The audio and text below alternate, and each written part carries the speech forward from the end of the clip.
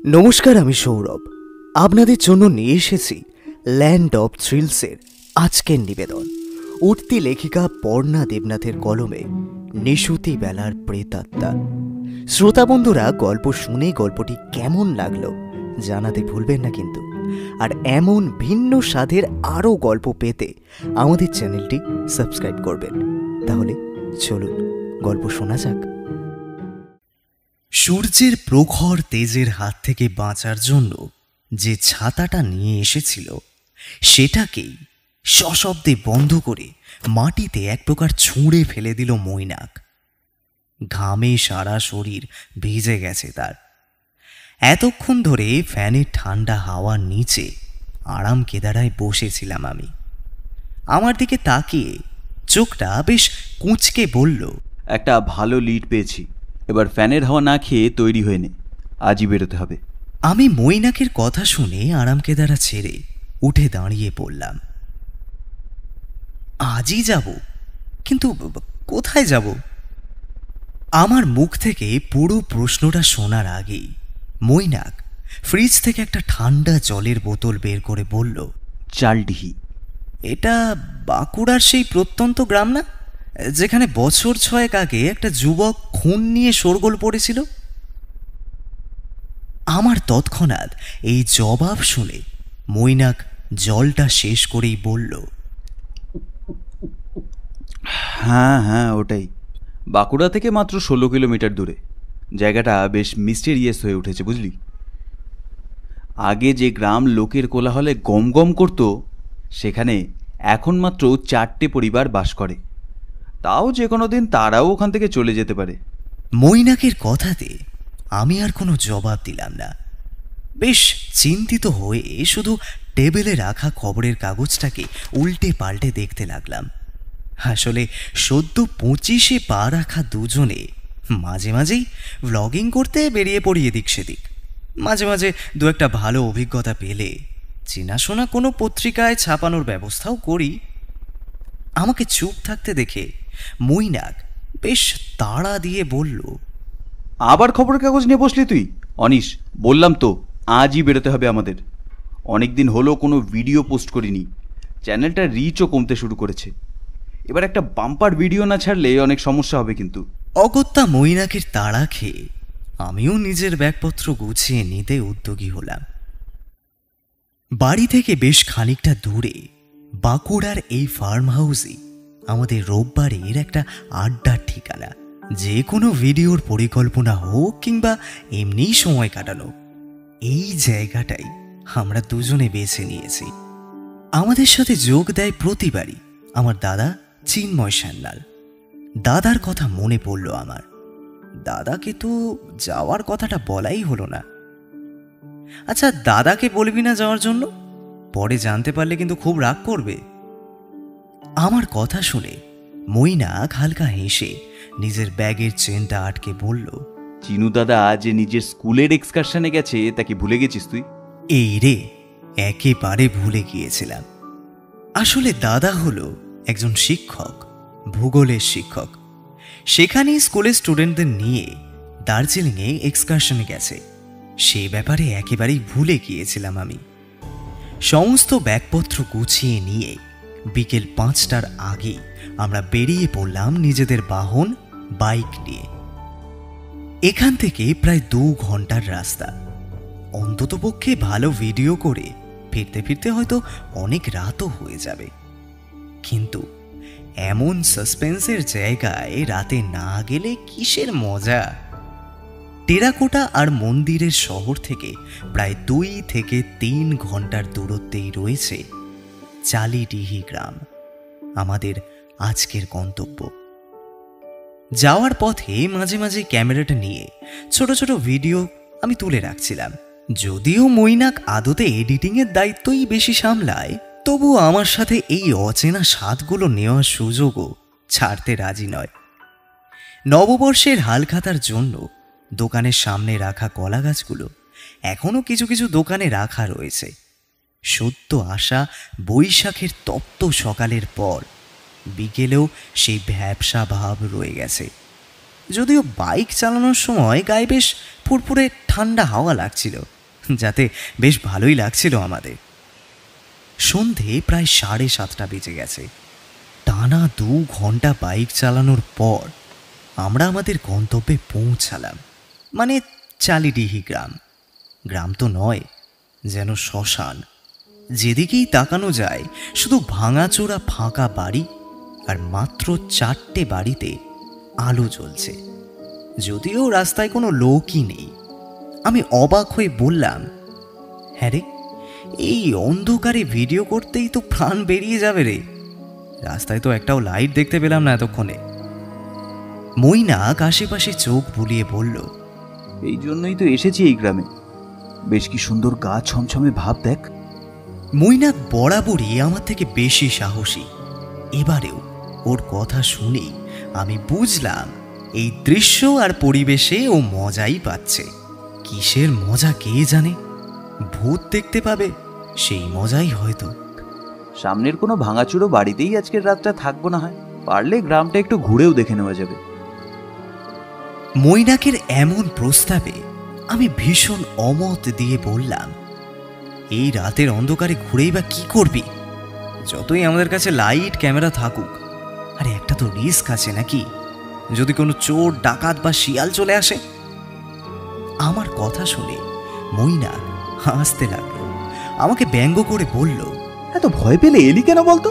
আমাদের কথার মাঝে আমরা দেখলাম রাস্তার এক পাশের একটি বাড়িতে আলো জ্বলছে। সেখানে সদর দরজার সামনে বেরিয়ে এলেন এক বৃদ্ধ মহিলা, পরনে ছেঁড়া জীর্ণ ছাপার শাড়ি আর হাতে লণ্ঠন। আমাদের দিকে জিজ্ঞাসু দৃষ্টিতে তাকালেন, যেন আমরা কোনো অতিপ্রাকৃত জীব। তোমরা কারা? এখানে এই সময় এভাবে ঘুরে বেড়াইতেছো কেন? বয়স্ক মহিলা নিজের কুঁচকে যাওয়া চামড়ার কপালে আতঙ্কের ভাঁজ নিয়ে আঞ্চলিক টান নিয়ে কথাগুলো বললেন। আসলে আমরা একটা ভিডিও শুট করতে এসেছিলাম। মৈনাক বয়স্ক মহিলাটির সাথে খানিক ভাব জমানোর চেষ্টা করেই বলল, কিন্তু মৈনাকের কথা শোনা মাত্রই সেই মহিলা নিজের লণ্ঠনের আলোর তেজ বাড়িয়ে দিয়ে লণ্ঠনটা দেওয়ালে টাঙিয়ে বললেন, তোমরা জানো না এভাবে ঘুরে বেড়াইলে বিপদ হবে বটে? তা প্রাণের ডর নেই নাকি গা? কেন মাসি, এখানে কি চোর ডাকাতির উপদ্রব আছে? আমি কথাটা না বলে আর পারলাম না, কিন্তু আমার কথাটা যেন সেই মহিলার কাছে কোনো হাসির বিষয় হয়ে দাঁড়ালো। তোমরা তাহলে দেখছি কিছুই না জেনেই গ্রামে চলে আইস। মাসি, এই গ্রামের এরকম লোকশূন্য অবস্থা কেন জানেন কি? আমাদের প্লিজ একটু বলুন না। মৈনাক নিজের ইচ্ছে জানাতেই সেই মহিলাখানি ক্ষুব্ধ স্বরে বললেন, কেন? আমি কেন? এই রাতের বেলাতে তোমাগো লগে কথা কইয়ে আমার পেরানটা শেষকালে হারাইব নাকি? মাসি প্লিজ, আমরা অনেক দূর থেকে এসেছি, প্লিজ এখানকার সম্পর্কে একটু বলুন, আমাদের অনেক উপকার হতো। তাহলে আপনি চাইলে আমরা এর জন্য আপনাকে পয়সাও দিতে পারি। মৈনাকের শেষ কথাটা শুনে মহিলার চোখ দুটো লণ্ঠনের আলোর মতোই দপ করে জ্বলে উঠল। আমি বুঝলাম মৈনাক একেবারে ঠিক শব্দ প্রয়োগ করেছে। মহিলা লণ্ঠনটা হাতে তুলে নিয়ে বলল, ঘরে আইসো, বাইরে দাঁড়াইয়া এত কথা ঠিক হইব না। আমি আর মৈনাক দ্রুত নিজেদের বাইকটাকে মহিলার ঘরের বাইরে ছোট উঠোনে রেখে ঘরে ঢুকলাম। ছোট একতলা মাটির ঘর, ঘরের মাথায় খড়ের চাল। ঘরে বেশি জিনিসপত্র নেই, শুধু একটা কাঠের চৌকি, কিছু বাসন আর কিছু জামা কাপড়। ঘরের 2 ধারে 2টো লণ্ঠন জ্বলছে। বেশ ঠান্ডা পরিবেশ, যেন এক অন্য পৃথিবী। আমি আর মৈনাক ঘরের ঠিক মাঝামাঝি গিয়ে মেঝেতে বাবু হয়ে বসলাম। অন্ধকারে একে অপরের মুখটাও অনেক কষ্টে দেখা যাচ্ছে। বৃদ্ধা মহিলা ঘরের দরজায় খিল তুলে আমাদের সামনে বসল মেঝেতে পেতে রাখা চটের উপর। মৈনাক নিজের পকেট থেকে বেশ কয়েকটা কড়কড়ে টাকার নোট বের করে বৃদ্ধা মহিলার দিকে বাড়িয়ে দিয়ে বলল, এই নাও মাসি। আগে পুরোটা শুই না লও, তারপর বকশিস দিও বটে। বৃদ্ধা মহিলা এই বলে বিকট শব্দে কাশলেন।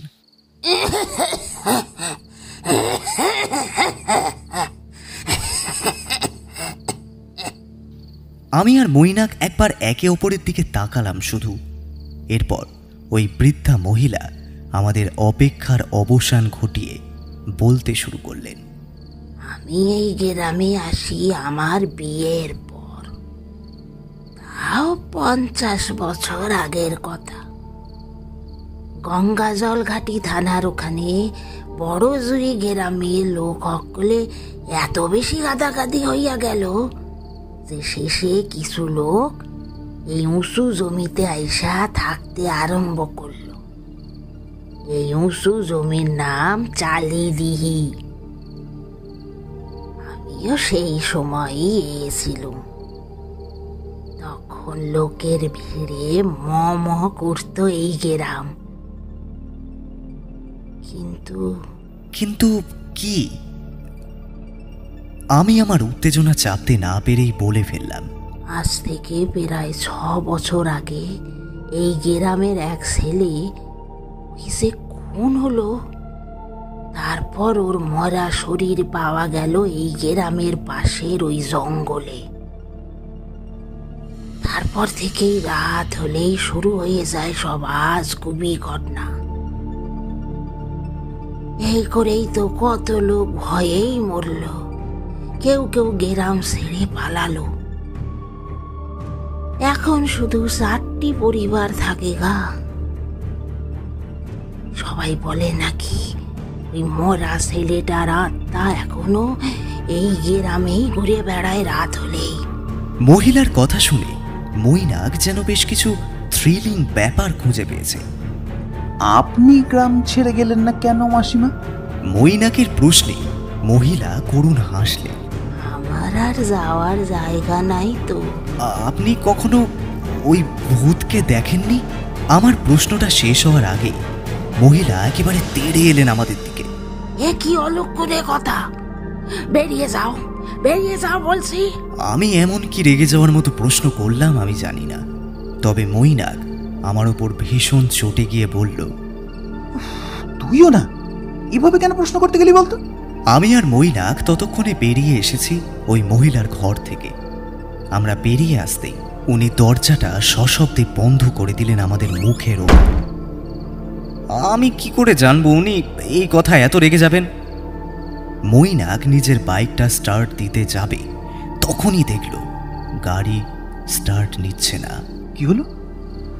গাড়ি তো স্টার্ট নিচ্ছে না, এখন কি হবে? আমি গিয়ে মৈনাকের গাড়িটা স্টার্ট দেওয়ার চেষ্টা করলাম, কিন্তু কোনো লাভ হলো না। এদিকে আমাদের চোখের সামনে তখন শুধু ঘুটঘুটে অন্ধকার ছাড়া আর কানে ঝিঝি পোকার শব্দ ছাড়া আর কিচ্ছু নেই। মৈনাক আমাদের ভিডিও করার সময় ব্যবহার করা যে লাইটটা সেটা জ্বালিয়ে নিল। আমি এবার গাড়িটা স্টার্ট দিতেই দেখলাম আমার গাড়িটা একদমই ঠিক আছে। চাপ বাবা, আমার গাড়িটাই খারাপ হতে হলো। মৈনাক রেগে মেগে বলল, আরে ভাই ছাড় না, গাড়িটা এখানেই থাকুক, আমরা ভিডিও শ্যুট করে এসে যাব, তখন দেখব। আর না হলে কি ওর গাড়িটা এই গ্রামে দান করে দিস বকশিস হিসাবে।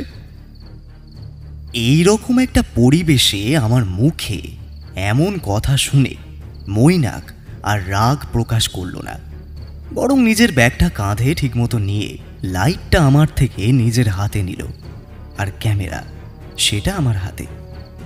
আমাদের দুজনের বাইক ওই মহিলার বাড়ির সামনেই রাখা রইল। আমরা ঠিক করলাম হেঁটেই গ্রামটাকে ঘুরব আর ভিডিও বানাবো, কারণ যদি ঝোপে জঙ্গলে কোনো পশু পাখি থেকেও থাকে তাহলে গাড়ির যান্ত্রিক আওয়াজে আরও বেশি আক্রমণাত্মক হয়ে উঠতে পারে। আমি আর মৈনাক ধীর পদে এগিয়ে চলেছি, সাথে সমস্তটা রেকর্ড হবে। আচ্ছা, ওই মহিলার কথাগুলো রেকর্ড করেছিলিস তুই? আমার প্রশ্ন শুনে মৈনাক বেশ হেসে বলল, সে আর বলতে, আমি ক্যামেরাটা অন করেই আমার পাশে রেখেছিলাম, সবটাই রেকর্ড হয়েছে। আমরা গ্রামের কাঁচা রাস্তা ধরে দুজনে হাঁটছি। আশেপাশে শুধুই অন্ধকার, মাঝে মাঝে শুধু পোড়ো বাড়ি আর জঙ্গল ছাড়া কিছুই নেই। মানুষ যে কটা বাড়িতে থাকতো সেই জায়গা আমরা আগেই পেরিয়ে চলে এসেছি। এই জনমানবহীন শূন্য নির্জন গ্রামের রাস্তায় বেশ গা ছমছমে পরিবেশ। তার মধ্যে যেন এই বৈশাখ মাসেও আমার ঠান্ডা লাগছে। আচ্ছা, ওই মহিলার ঘরে একটা বড় রকমের কড়াই ছিল, দেখেছিলি? উনি একা থাকেন, এদিকে ঘরের মধ্যে অত বড় কড়াই, কেমন অদ্ভুত ব্যাপারটা। আমিও খেয়াল করেছিলাম এই বিষয়টা, কিন্তু অতটা গুরুত্ব দিইনি। আমি সাধারণভাবেই বললাম, হয়তো আগে যখন পরিবার বড় ছিল তখন ব্যবহার করত, তাই এখনও রয়ে গেছে। আমার কথাটা বিশ্বাসযোগ্য হওয়ায় মৈনাকও আমার কথাতে সায় দিল। কই রে, কিছুই তো দেখতে পাচ্ছি না তেমন। তাহলে কি খবরের কাগজে ঠিকই বলছিল? কিছু দুষ্কৃতী এই গ্রামে অসামাজিক কাজ করার জন্যই এসব ভূতের গুজব বানিয়ে রটিয়েছে। মৈনাক যে কিছু তেমন ইন্টারেস্টিং ব্যাপার না খুঁজে পাওয়ায় বেশ অধৈর্য হয়ে উঠেছে, তা আমার বুঝতে আর বাকি নেই। হঠাৎ আমাদের কানে আসলো কারোর আর্তনাদ, ঠিক যেন কেউ প্রাণ হারানোর ভয়ে বাঁচাও বাঁচাও করে চিৎকার করছে। আমার মনে হয় ওইসব চোর ডাকাতের দলগুলোই এসব ভূত প্রেতের নাম করে অসামাজিক কাজ করছে। কিন্তু চিৎকারটা কোন দিক থেকে আসছে? মৈনাকের কথাকেই আমিও বিশ্বাস করলাম। দুজনে খুঁজতে লাগলাম এটা কার চিৎকার, কে আর কেনই বা চিৎকার করছে। চিৎকারটা রাস্তার এক পাশের এক পুরনো ভাঙাচোরা বন্ধ বাড়ির ভেতর থেকে আসছে। তুই ক্যামেরাটা ধরতো, আমি দেখি দরজাটা কোনোভাবে ভাঙা যায় কিনা। মৈনাক আমার হাতে ক্যামেরাটা ধরিয়ে দিল। আমার হাতে থাকা লাইটের আলোটা কেমন যেন তেজ কমিয়ে আনছে ধীরে ধীরে। সে চিৎকার খানিক আগেই থেমে এসেছে, কিন্তু আমরা দুজনে প্রচণ্ড উত্তেজনায় দরজা খোলার জন্য মরিয়া হয়ে উঠলাম। মৈনাক খুব জোরে ধাক্কা দিতেই দরজাটা ক্যাচ ক্যাচ শব্দ করে খুলে গেল। কিন্তু আশ্চর্যের ব্যাপার, দরজাটা খুলতেই একটা বিচ্ছিরি ভ্যাপসা গন্ধে আমার গা প্রায় গুলিয়ে এলো। বমি করে ফেলতাম আর একটু হলে। মৈনাক রুমাল দিয়ে নিজের নাক চেপে ধরল। কই, ঘরে তো কিছু নেই। মৈনাক নিজের হাতের লাইটটা সারা ঘরে ঘুরিয়ে দেখল, সেখানে কিছু হাড়গোড় পড়ে আছে। এগুলো কিসের হাড়? আমি আর মৈনাক দুজনেই তখন ভয়ানক উত্তেজনায় কিছু বলার মতো অবস্থাতেই নেই। কিন্তু হঠাৎ আমার গা এতটা গুলিয়ে এলো যে আমি সেই ঘরে আর এক মুহূর্তও থাকতে না পেরে বাইরে বেরিয়ে এলাম। লাইটটা রয়েছে মৈনাকের হাতে, আমার হাতের ক্যামেরাটাও আমি মৈনাকের হাতে ছেড়ে এসেছি। ভীষণ অস্থির লাগতে শুরু করছে আমার রীতিমতো। এদিকে আমি আশ্চর্য হয়ে যাচ্ছি এই ভেবে যে মৈনাক কিভাবে ওই ঘরের মধ্যে এখনো দাঁড়িয়ে আছে। মৈনাক, মৈনাক ভাই, বেরিয়ে আয় ওখান থেকে প্লিজ। মৈনাক, বেরিয়ে আয়। আমার ডাক মৈনাকের কানে আদেও পৌঁছালো কিনা জানি না, কিন্তু মৈনাকের কোনো সাড়া শব্দ আমি পেলাম না। টলমলো পায়ে নিজেকে সামলে কোনো রকমে আমি মৈনাককে বের করে আনবো বলে এগোতেই যাব, তখনই কারোর ডাকে আমি থমকে গেলাম।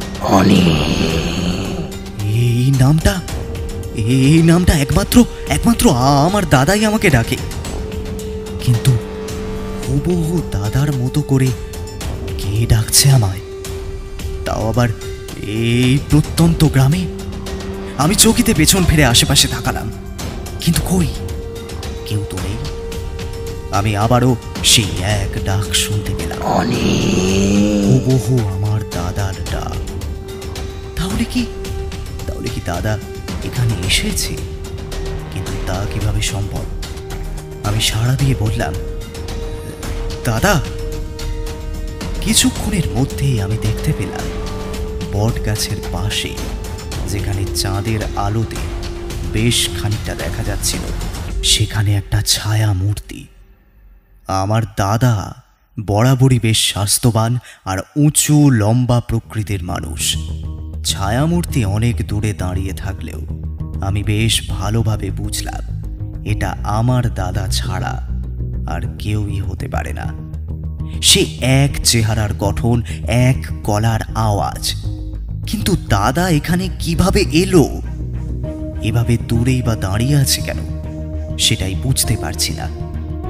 মনের মধ্যে অনেক প্রশ্ন ঘুরপাক খাচ্ছে ক্রমাগত, কিন্তু প্রশ্নের উত্তর পাওয়ার অদম্য ইচ্ছে পূরণের জন্য টলমল পায়ে এগিয়ে গেলাম সেই ছায়ামূর্তির দিকে।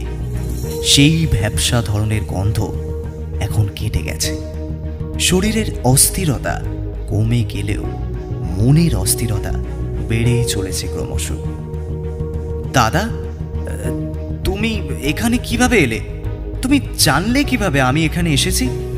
আমি তো তোমাকে কিছু বলিনি। তাছাড়া এভাবে দূরে দাঁড়িয়ে আছো কেন? আমি এক নাগাড়ে এতগুলো প্রশ্ন করে চললাম, কিন্তু দাদা সেই আলো আঁধারির মাঝে কেমন যেন ছায়ামূর্তির মতোই আমার থেকে ক্রমশ দূরে চলে যেতে লাগলো। আমি বুঝতে পারছি না হচ্ছেটা কি। আমি শুধু কোনো দুর্বোধ্য আকর্ষণে এগিয়ে যেতে লাগলাম। দাদা, তুমি কোনো কথা বলছো না কেন? তো তুমি যাচ্ছ কোথায়? মৈনাক ওখানে একা রয়েছে। আমি এসব বলতে বলতে এগোচ্ছি, তখনই আমি যা খেয়াল করলাম তাতে আমার সারা শরীরে এক শীতল স্রোত বয়ে গেল। এই ছায়া মূর্তির কোনো দেহ দেখা যাচ্ছে না। তাছাড়া ওই ছায়া মূর্তির পা দুটো রীতিমতো হাওয়ায় ভাসছে। আমি বুঝলাম আমি কোনো ভয়ানক বিপদের দিকে এগিয়ে এসেছি নিজে। কিন্তু এখন কি উপায়? আমি কি পালিয়ে যাব? কিন্তু পালিয়েও কি বাঁচতে পারবো?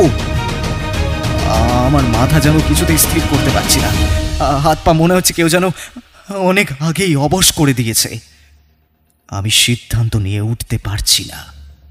সেই সময় আমি অনুভব করলাম আমার কাঁধের ওপর কারোর হাত। আমি ভয়ে বিদ্যুতের গতিতে পেছন ফিরতেই দেখলাম মৈনাক দাঁড়িয়ে আছে। আমি মৈনাককে দেখে এতক্ষণে যা যা দেখলাম সবটা বলতে লাগলাম। ওইখানে ওইখানে। আমি ইশারা করে ওই ছায়া মূর্তির দিকে দেখাতে যাব, তার আগেই দেখলাম সেখানে কিছুই নেই, শুধু কুয়াশার মতো কিছুটা আবছা পরিবেশ। কি করছিস কি তুই এখানে? আর ওখানে কি? কিছুই তো নেই। মৈনাক আমার কথা বিন্দুমাত্র বিশ্বাস না করেই বলল। আমি ঘামে একেবারে ভিজে গেছি, কথা বের হচ্ছে না কিছু। কিভাবে বোঝাবো মৈনাককে যে আমি যা বলছি সবই সত্যি? চোখের ভুল এতটা তীব্র হতে পারে বলে আমার জানা নেই। আরে এমন ভুতুরে পরিবেশ দেখে কি নিজের মনে মনেই ভূতকে কল্পনা করে এভাবে ভয়ে কাঠ হচ্ছিস নাকি বলতো? আচ্ছা, তোর এতক্ষণ এখানে কাটানোর পর মনে হয় যে এখানে আদেও কিছু আছে? যদি কিছু থাকতো তাহলে তো অনেক আগেই দেখতে পেতাম আমরা। মৈনাক আমাকে যথাসম্ভব শান্ত করার চেষ্টা করে বলল, তুই কখন এলি এখানে? আমি তো একাই বসেছিলাম এখানে, তুই তো ওই ঘরের মধ্যে ছিলিস। এখানে কখন এলি? আমি কোনো রকমে প্রশ্নগুলো করে ফেললাম মৈনাককে। মৈনাক সামান্য হেসে আমাকে বলল, আমি 5 মিনিট বাদেই বেরিয়ে এসেছিলাম ঘর থেকে। আরে শুধু পাখির হাড়গোড়, আর কিছুই না। সব রাবিশ ব্যাপার, বেকার ভুয়ো খবর ছড়িয়ে দেয় সব লোকজন। তুই আয় তো, আয় আমার সাথে। মৈনাক আমার হাত ধরে টেনে নিয়ে যেতে লাগলো। আমিও যেন মৈনাককে পেয়ে প্রাণ ফিরে পেলাম। কিন্তু আমি অনুভব করতে পারছি মৈনাকের হাতের স্পর্শটা ভীষণ ঠান্ডা, একেবারে যেন সদ্য ফ্রিজ থেকে বের করে আনা বরফের টুকরো। মৈনাক অবশ্য স্বাভাবিকভাবেই আমার দিকে পেছন ফিরে আমার হাত ধরে হেঁটে চলেছে। আমি মৈনাকের পায়ের দিকে তাকালাম। না, এখানেও কোনো গন্ডগোল নেই। তাহলে হয়তো আমি বেশি ভাবছি। বলছি মৈনাক, আমাদের লাইট আর ক্যামেরাটা কোথায় রে? ওই ঘরেই রেখে এসেছি। আসলে তোকে দেখতে না পেয়েই দৌড়ে এলাম তোকে খুঁজতে। সেখানেই যাচ্ছি ওই ক্যামেরা আর লাইটটা আনার জন্য। লাইটের চার্জটা মনে হয় শেষ হয়ে গেছে। শেষ হয়ে গেছে মানে? আমি তো কালই সারা রাত চার্জ দিয়েছিলাম, এত তাড়াতাড়ি শেষ হয়ে গেছে মানেটা কি? আমি ভীষণ উত্তেজিত স্বরে বললাম। মৈনাক আর কোনো উত্তর দিল না, নীরবে হাঁটতে লাগলো শুধু। আমিও আর কোনো কথা বললাম না। এই গা ছমছমে পরিবেশ থেকে যত তাড়াতাড়ি বেরোতে পারি তত তাড়াতাড়ি বাঁচি। দ্রুত পা চালাতে লাগলাম। আমি হাঁটতে হাঁটতে ভাবতে লাগলাম যে তখন যে দাদার গলার আওয়াজটা পেলাম, আমি নিশ্চিত কোনো প্রেতাত্মার খপ্পরে পড়েছিলাম, তাতে কোনো সন্দেহ নেই। ভাগ্যিস মৈনাক সময় মতো চলে এলো, না হলে আজ প্রাণটাই হয়তো অকালে হারিয়ে ফেলতাম আমি। ইতিমধ্যেই আমরা এসে পৌঁছেছি সেই বড় বাড়ির সামনে, যেখান থেকে আমি কিছুক্ষণ আগে চলে এসেছিলাম। সেই বাড়ির দরজা এখন বন্ধ। আমি ভাবলাম মৈনাক বেশ ভালোই করেছে দরজাটা বন্ধ রেখে দিয়ে। অত দামি ক্যামেরা আর লাইট রেখে গেছে বলে কথা, কোনো চোর থাকলেও তো সমস্যা।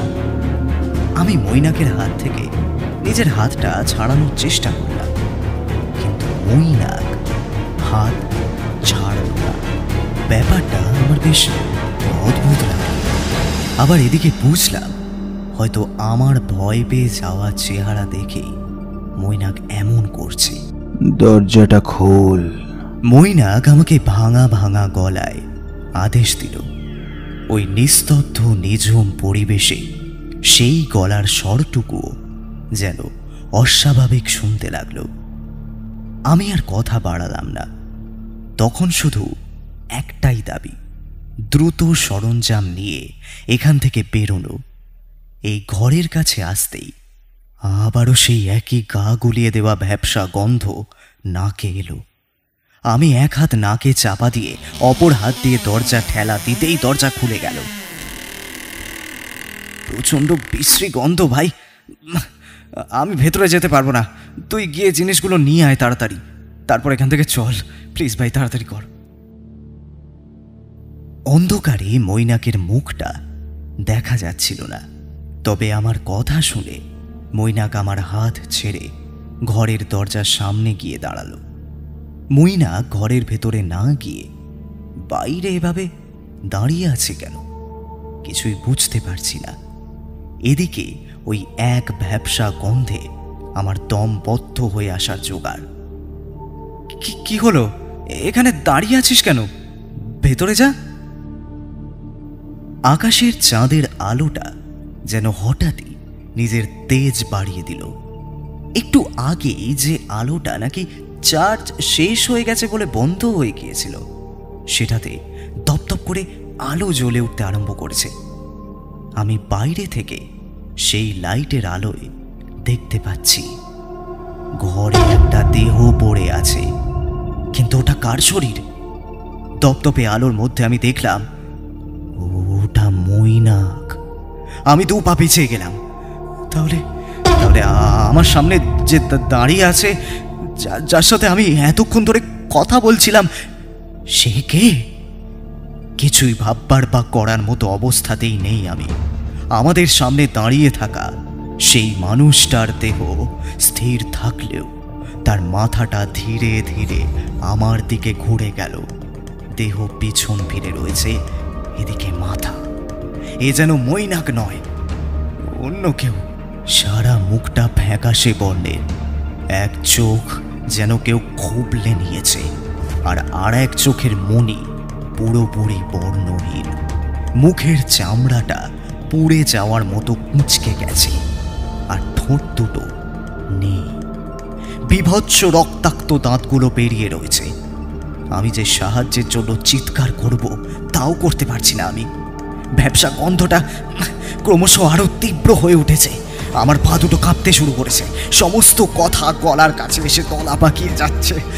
আমার এই অবস্থা দেখে আমার সামনে দাঁড়িয়ে থাকা সেই অতি প্রাকৃত জীব ভয়ানকভাবে হেসে উঠল। আমি কেঁপে উঠলাম প্রচণ্ডভাবে। আমি দেখতে পাচ্ছি আমার দিকে এগিয়ে আসছে দুটো রক্তাক্ত হাত। আমি নিজের সর্বশেষ শক্তিটুকু প্রয়োগ করলাম, দৌড় দিলাম প্রাণপণে বাঁচবার জন্য। আমি পাগলের মতো ছুটছি, তার সাথে এটাও টের পাচ্ছি আমার পেছনে শুধু একজন না, অনেকজন ছুটছে, অনেকজন চলে আসছে আমার পেছন। শুকনো পাতার উপর শব্দ আমি শুনতে পাচ্ছি ভালো মতোই, কিন্তু আমাকে যে করেই হোক নিজের প্রাণ বাঁচাতে হবে। আমি ছুটতে দেখতে পেলাম আমার থেকে কিছুটা দূরেই আরও একটা বড় বাড়ি, তার দরজাটা খোলা আছে। আমি 7-5 না ভেবে সেই বাড়ির ভেতর ঢুকে পড়লাম। বাড়ির দরজাটা বন্ধ করে এক কোণে গিয়ে মাথা নিচু করে বসে পড়লাম। অন্ধকারে কিচ্ছু দেখতে পাচ্ছি না। আমি কোনো রকমে প্রাণ বাঁচানোর শেষ আশা নিয়ে বসে কাঁপছি আমি। হঠাৎ আমার খেয়াল পড়ল আমার পকেটে একটা লাইটার আছে। আমি তাড়াতাড়ি সেটা বের করে জ্বালিয়ে নিলাম। সেই ক্ষীণ আলোটুকু যেন আমার বেঁচে থাকার আশ্বাস ফিরিয়ে আনলো। আমি লাইটারের আলোতে আশেপাশে তাকিয়ে দেখলাম কেউ আছে কিনা। দরজা বন্ধই রয়েছে। একটু নিশ্চিন্ত হয়ে পাশে তাকাতেই দেখি সে আমার পাশেই বসে আছে। আমি আঁতকে উঠে সরে এলাম। মেঝেতে রীতিমতো সরীসৃপের মতো আধশো অবস্থাতেই রয়েছি আমি। আমার হাতের লাইটারটা হাত থেকে অনেক আগেই পড়ে গেছে। আমি কোনো মতে হাত রেড়ে চলেছি সেটা খুঁজে পাওয়ার জন্য। পকেটে হাত দিচ্ছি যদি কোনো এক্সট্রা লাইটার থাকে। পেলাম বটে একটা জিনিস, তবে সেটা একটা দেশলাইয়ের বাক্স। আসলে মৈনাকের বদ অভ্যেস ছিল সিগারেট খাওয়ার, আর সেই সরঞ্জাম আমাকে সাথে নিয়ে ঘুরতে হতো। আমি তড়িঘড়ি দেশলাই বের করে কোনো রকমে জ্বালিয়ে দিলাম। দেশলাইয়ের আগুন দেখে সে আমার কাছে আসলো না, কিন্তু দূর থেকে যেভাবে আমার দিকে চোখ ঠিকরে তাকিয়ে রইল তাতে আমার প্রাণ অর্ধেক শেষ হয়ে গেছে। সে যে কোনো ভয়ানক প্রেতাত্মা তাতে আমার আর কোনো সন্দেহই নেই। আর আজ যে আমার মৃত্যু অবধারিত তাও আমি বুঝে গেছি। সেই আত্মা নিজের শক্তি দিয়ে ঘরের এক কোণে থাকা বৃহদাকার ভগ্ন প্রায় লোহার আলমারি আমার উপরে ছুঁড়ে দিল। আমি মাটিতে গড়িয়ে সরে আসতেই কোনো মতে রেহাই পেলাম, কিন্তু আমার মাথা অন্ধকারে দেওয়ালে লেগে রক্ত ঝরতে শুরু করেছে। এদিকে আমার হাতের দেশলাই অনেক আগেই নিভে গেছে। আমাকে মেরো না প্লিজ, প্লিজ প্লিজ, আমাকে ছেড়ে দাও, আমাকে মেরো না প্লিজ প্লিজ। আমি এতক্ষণে নিজের মুখ করলাম এই ভেবে যদি ওই প্রেতাত্মা আমাকে ছেড়ে দেয়, যদিও এসবই যে তখন অনর্থক। তোদের মতো শহরে লোকের জন্যই এই গ্রাম আজ শ্মশান হয়েছে। এই গ্রামেই আমাকে মারা হয়েছিল। আমি দেব না কাউকে থাকতে দেব না। মরবি, তুইও মরবি, তোকেও মারবো আমি, যেভাবে আমাকে মারা হয়েছিল। প্রেতাত্মার সেই ভয়াবহ কণ্ঠস্বর কোনো পৈশাচিক শব্দের থেকে কম নয়। এই বলা মাত্রই আমি বুঝতে পারলাম সেই প্রেতাত্মা আমার দিকে এগিয়ে আসছে। তার রক্তের খিদে, মৃত্যুর খিদে মেটানোর উপায় হলাম আমি ভগবানের নাম স্মরণ করছি। নিজের মৃত্যুকে এভাবে চোখের সামনে দেখতে পেয়ে আমার চোখের সামনে ভেসে আসছিল আমার জীবনের সব থেকে কাছের মুহূর্ত, আমার বাবা মা, পরিবার, সবকিছু। সেই পিশাচের মতো প্রেতাত্মা আমার শরীর খুবলে নিতেই যাবে এমন সময় দরজা খোলার শব্দ হলো। আমি শুনতে পেলাম কেউ একজন ঘরে প্রবেশ করেছে। ফিরে তাকানোর শক্তিটুকুও বেঁচে নেই তখন আমার মধ্যে। শুধু শুনতে পেলাম আমার উপর ধীরে ধীরে যে প্রেতাত্মা এগিয়ে আসছিল সে প্রচণ্ডভাবে আর্তনাদ করছে। আমি তাড়াতাড়ি করে আমার কাছ থেকে বেঁচে থাকা বাকি দেশলাইটুকু জ্বালাতেই দেখলাম আমার সামনে এখন কিচ্ছু নেই, শুধু ধুলো আর জঙে মোড়া জিনিসের স্তূপ। আর দরজার কাছে দাঁড়িয়ে আছেন সেই বৃদ্ধা মহিলা, হাতে লণ্ঠন নিয়ে আমার দিকে তাকিয়ে গম্ভীর স্বরে বললেন, বাইরে বেরিয়ে আইসো, জলদি বেরিয়ে আইসো। বৃদ্ধার গলার আওয়াজ আগের থেকে এখন বেশ তীক্ষ্ণ। আমি তাড়াতাড়ি করে বেরিয়ে এলাম সেই ঘর থেকে, বৃদ্ধাকে অনুসরণ করে। আমি বেরিয়ে আসতেই বৃদ্ধা ঘরের দরজা বাইরে থেকে বন্ধ করে দিলেন, আমার হাতে লণ্ঠন ধরিয়ে দিলেন। আমার অবস্থা তখন ঠিক কোনো দিশেহারা নাবিকের মতো, যে কৌতূহল আর ভয়ের অতল সমুদ্রের কুল কিনারা সব হারিয়ে ফেলেছে। বৃদ্ধা নিজের দুর্বল পায়ে ধীরে ধীরে হাঁটতে লাগলেন। আমি তার পেছন পেছন হাঁটতে লাগলাম, হাতে লণ্ঠন। এখানে কেন আইছিলে তোমরা? তোমাদেরকে আমি বলেছিলাম বটে, তবুও শুনলে না। এখানে তেনারা থাকেন, এটা তাদের এলাকা। তোমরা শহরের মানুষগুলো এসব বিশ্বাস করো না বলেই এইভাবে প্রাণ হারাও। বৃদ্ধা গজগজ করতে করতে বললেন, আপনি কিভাবে জানলেন আমি ওখানে আছি? আর ওই আত্মা আমাকে মেরেই ফেলেছিল। কিন্তু আপনি আসার পর। আমার কথার শেষের প্রশ্নটা বৃদ্ধা আন্দাজ করে ফেললেন। উনি নিজের হাতে থাকা একটা কাঁচের শিশির দিকে নির্দেশ করে বললেন, এই শিশিতে মন্ত্রপুত জল আছে, সেটাতেই তেনারা কাবু হন। আপনি এ জল পেলেন কিভাবে? ডাকিনী বিদ্যার নাম শুনেছো?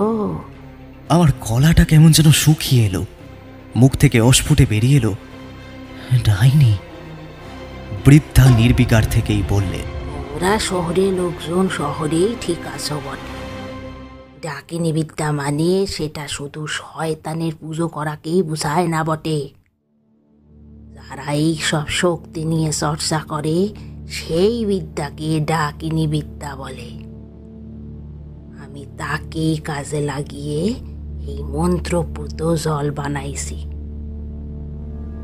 তুমি যার খপ্পরে পড়েছিলে সে আজ থেকে প্রায় বছর 6 আগে এই গ্রামের পাশেই খুন হয়েছিল। তারপর ওর শরীর পাওয়া গেছিল গ্রামের পাশের এই জঙ্গলে।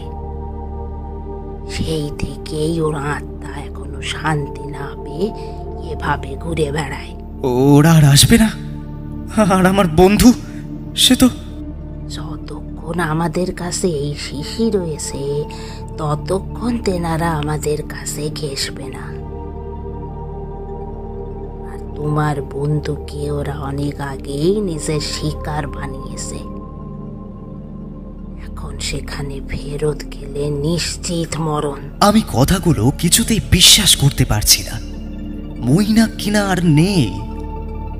আমার চোখ থেকে জল গড়িয়ে পড়ল। মেনে নিতে পারছি না কিচ্ছু।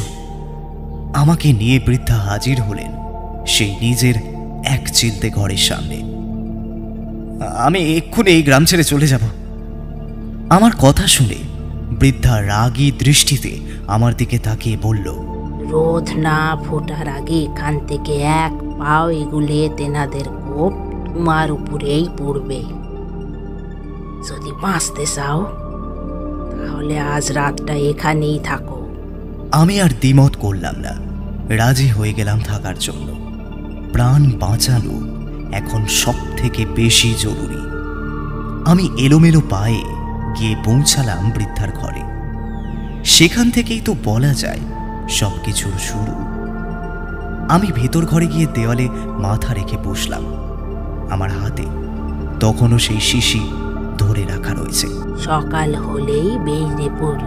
ঘরের মাঝামাঝি জায়গায় উনানে গনগনে হয়ে আগুন জ্বলছে। তার উপর চাপানো রয়েছে সেই বিশাল কড়াই। কড়াইয়ের মধ্যে সবচে এক ধরনের তরল টকবক করে ফুটছে। এগুলো কি? আমার কথায় বৃদ্ধা কোনো জবাব দিলেন না। আর কোনো বাড়তি প্রশ্ন করার ইচ্ছে বা প্রবৃত্তি আমার আর রইল না। আমি বুকের কাছে শিশিটাকে চেপে ধরে চোখ বন্ধ করে বসে রইলাম। আজকের পর আদেও কোনো দিন শান্তির ঘুম আসবে কিনা তা নিয়ে আমার অনেক প্রশ্ন আছে। কয়েক ঘন্টার মধ্যে কত কিছুই হয়ে গেল। এসব আকাশ পাতাল ভাবনা আমাকে গ্রাস করে নিল। ঘরে শীতলতা বা সেই রহস্যময় বৃদ্ধা আর এই পরিবেশ কোনোটাই আমাকে প্রভাবিত করতে পারল না। রাত যে প্রায় অনেক গভীর হয়ে গেছে তা বাইরের পরিবেশ আর আকাশের কালচে ঘনত্ব জানান দিচ্ছে। এইসব দেখতে দেখতেই কখন যে দুর্বল শরীরে মাথার আঘাতের জন্য জ্ঞান হারালাম আমি। তবে সেই অজ্ঞান অবস্থা দীর্ঘক্ষণ স্থায়ী হলো না। কিছুক্ষণ বা হয়তো ঘণ্টাখানেক বাদেই আমার চোখ খুলতে আমি দেখলাম সেই বৃদ্ধা একটা ছুরিতে ধার দিচ্ছেন। একটা পৈশাচিক হাসি লেগে আছে তার মুখে। আমি রুদ্ধশ্বাসে দাঁড়িয়ে পড়লাম। কিছু শব্দ পেতেই সেই বৃদ্ধা মহিলা আমার দিকে ফিরলেন। তার মুখটাতে সেই বয়সের ছাপের ভাঁজ নেই, বরং রয়েছে এক যৌবনে থাকা মেয়ের সৌন্দর্য। তুমি কে? বৃদ্ধা খানিক হেসে বললেন,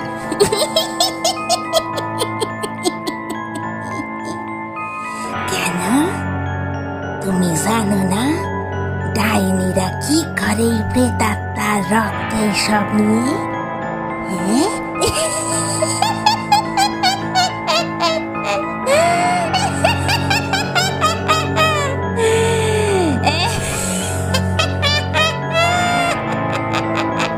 বাকি কথা শেষ না করে বৃদ্ধা হাসতে লাগলেন।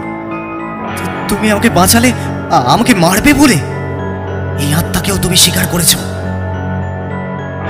বৃদ্ধা আমার দিকে ধীরে ধীরে এগিয়ে আসতে লাগলো। তার হাতের ধারালো ছুরির প্রান্তে রয়েছে সদ্য সমাপ্ত ধার।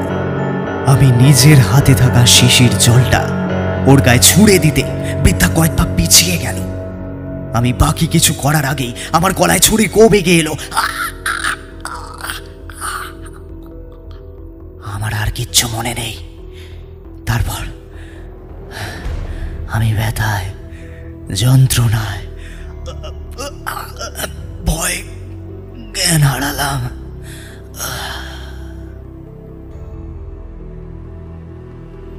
আমার চোখ খুলতেই আমি দেখতে পেলাম ভোর হয়ে গেছে।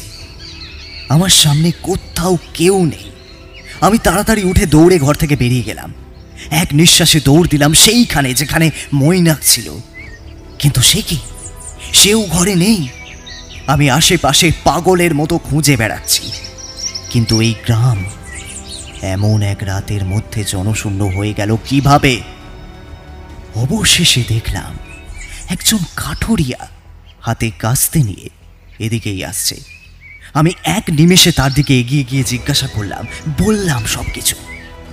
সেই কাঠুরিয়া আমার দিকে এমনভাবে তাকালেন যেন আমি অন্য গ্রহের কোনো প্রাণী, সবেমাত্র পৃথিবীতে এসে পৌঁছেছি।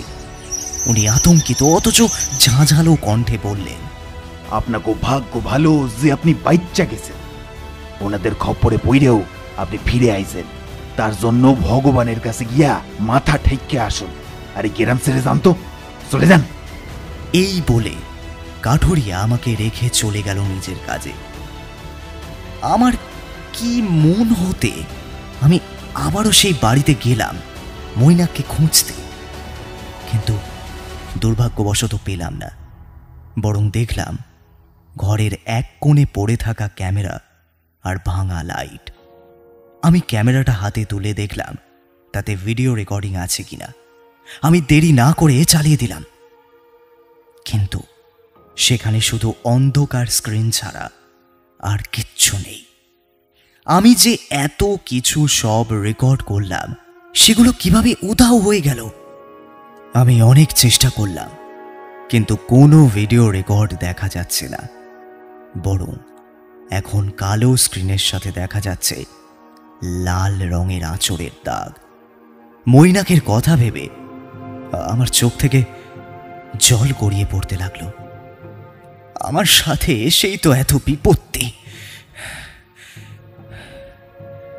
হঠাৎ আমি দেখলাম আমার ক্যামেরার উপর কোথাও থেকে রক্তের বিন্দু এসে পড়ল, কিন্তু তার উৎস কোথায় তা খুঁজে পেলাম না। সেই গ্রাম থেকে ফিরে আসি সেই দিনই। ফিরে এলেও সেই স্মৃতি আমাকে আজও ঘুমোতে দেয় না। আমি আমি অস্থির হয়ে উঠেছি। আমি আমি পুলিশ কেসও করেছিলাম মৈনাককে খুঁজে বের করার জন্য। পুলিশ আমাকে জানিয়েছিল সেই গ্রামের কোনো দুষ্কৃতির খপ্পরে পড়েছে মৈনাক। ফেরানো সম্ভব হবে বলে মনে হয় না। আমার এই কথাগুলো কিছুতেই বিশ্বাস হলো না। আমার দাদা চিন্ময় সান্যাল এক্সকারশন থেকে ফেরা মাত্রই সব খবর পেয়ে এক রবিবার ছুটে গেল আমার কাছে। এদিকে মৈনাকের নিখোঁজ হওয়ার খবর চারিদিকে বেশ গরম খবর তৈরি হয়েছে। মৈনাকের পরিবার বলতে তেমন কেউই নেই। ছোটবেলায় তার মা মারা যায়, আর ওর বাবা বছর দুয়েক আগেই গত হয়েছেন। কার্যত আমাদের মধ্যে ভ্রাতৃত্বের সম্পর্ক সেই ছোট থেকেই। আমি ঘরের জানলার কাছে গুম মেরে দাঁড়িয়ে আছি। এমন সময় আমার দাদা ঘরে এলো। তখন চালিডিহি থেকে ফিরেছি প্রায় 1 সপ্তাহ হয়ে গেল। অনেক কি শুনলাম আমি এসব? দাদা ব্যস্ত হয়ে আমার ঘরে ঢুকে আমার দিকে তাকিয়ে পড়ল। আমি দাদার দিকে মুখ ফিরিয়ে বললাম, কি শুনলে? চালিডিহিতে আরো এক তরুণ নিখোঁজ, সেই কথা? আমাকে সবটা বলতো, মানে কি হয়েছিল পরপর সব বলবি। আমি জানতাম দাদা এমন কিছুই বলবে। আসলে ভূগোলের শিক্ষক হয়েও জ্যোতিষ এবং প্যারানর্মাল জিনিসের প্রতি দাদার বেশ জ্ঞান আছে। আমি সব হুবহু যা হয়েছে পুরোটা বললাম। এমনকি আমি যে দাদার ডাকও শুনেছিলাম সেটাও বললাম। সবটা শুনে দাদা পাথরের মতো বসে কিছু ভাবতে লাগলো। দাদা, কি ভাবছো? আমার কথা শুনে দাদা আমার দিকে তাকালো, বলা ভালো আমার হাতের দিকে তাকালো। আমার ডান হাতটা টেনে দেখতে লাগলো। এইটার জন্যই তুই বেঁচে গিয়েছিস। দাদা আমার হাতে থাকা একটা সুতোয় বেঁধে রাখা তাবিজের দিকে তাকিয়ে বলল। আমি মূর্খের মতো তাকালাম। এই তাবিজটা তোকে আমি সেইবার দিয়েছিলাম, মনে আছে? যেবার আমি কৈলাসে গেছিলাম এবং সেখান থেকে এই তাবিজ তোকে আমি এনে দিয়েছিলাম। হ্যাঁ, মনে থাকবে না কেন? আমাকে আর মৈনাককে দিয়েছিলে, কিন্তু মৈনাক এসব মানে না বলে পড়েনি। আর ঠিক সেই কারণেই প্রেতাত্মাদের সহজ শিকার হয়েছে ও। ওই এলাকায় কোনো একটি প্রেতাত্মা ছিল না। আমার মতন ডাক তুই শুনেছিলি, তার কারণ যেহেতু তোর হাতে ওই তাবিজ ছিল, তাই ওরা তোর প্রাণ কেড়ে নিতে পারতো না। তাই নিশির ডাক শুনে তুই যদি ওখানে যেতিস, তাহলে তোকে সম্মোহিত করে ওরা তোর তাবিজ খুলে নিত, আর তারপরেও তোকে শিকার করত। এই তাবিজের কারণে তোকে ভয় দেখাতে পারলেও বা তোকে আঘাত করতে পারলেও তোর প্রাণ কেড়ে নিতে পারেনি ওরা। আমি কোনো কথা বলার মতো অবস্থাতেই ছিলাম না। একের পর এক এত ঘটনা আদেও কারোর কাছে বিশ্বাসযোগ্য কিনা আমি জানি না। তবে সেদিনের পর আমাদের চেনা জগতের বাইরে থাকা অচেনা জগৎ সম্পর্কে আমি খানিকটা অবগত হয়েছিলাম। বুঝেছিলাম আমরা সব কিছু বিজ্ঞানের ভাষায় বা আমার জানা ভাষায় সমাধান করতে পারি না। কিছু জিনিস আমাদের থেকে আড়ালেই নিজেদের মতো করে নিজেদের অন্য জগৎ বানিয়ে রাখে। আমাদের কাছে তারা যেমন অতিপ্রাকৃত, তেমনি আমরাও তাদের কাছে অতিপ্রাকৃত। ভূত, প্রেত, আত্মা, জিন এগুলো আমাদের বিশ্বাসের ওপর। তবে শুভ শক্তির রূপান্তরে তৈরি হওয়া অন্য শক্তির চেহারা সেই রাতেই আমার সামনে আমার মৃত্যুকে দাঁড় করিয়েছিল। সেই ঘটনার প্রায় 1 বছর পূর্ণ হয়ে গেছে। চালিডিহি গ্রামে এখন কোনো লোক থাকে না। মৈনাকেরও কোনো খবর পাওয়া যায়নি। আর সেই বৃদ্ধাকেও সেই গ্রামে তারপর আর দেখা যায়নি। সবটাই কেমন যেন ধোঁয়াশার আড়ালে চলে গেছে ধীরে ধীরে। আজ আবারও সেই একই তারিখ। 1 বছর আগে ঠিক এই দিনেই আমি আর মৈনাক গিয়েছিলাম সেই চালিডিহি গ্রামে। আজ আবারও আমি আমার বাইক নিয়ে বেরিয়ে পড়েছি নতুন কোনো চালিডিহির সন্ধানে। হলিউড হরর দেখার দৌড়ে আমাদের বাংলার বুকেই রয়ে গেছে কত চালিডিহি, যেখানে আবছায়া ধোঁয়াশার আড়ালে মুড়ে আছে কোনো রহস্যের ইতিহাস। আমি সেই বাইকেই চেপে চলেছি। এখন গন্তব্য বেগুনকোদর স্টেশন। সেখানে রাত কাটাবো আজ। দেখাই যাক না কি হয়। বিকেল সবে 5টা। আমি বুঝতে পারছি আমার বাইকটা আগের থেকে ভারী হয়ে গেছে। মনে হচ্ছে পেছনে কেউ বসে আছে। আমি রিয়ার ভিউ মিররে দেখলাম, সত্যিই তাই, মুখটা অনেকটা মই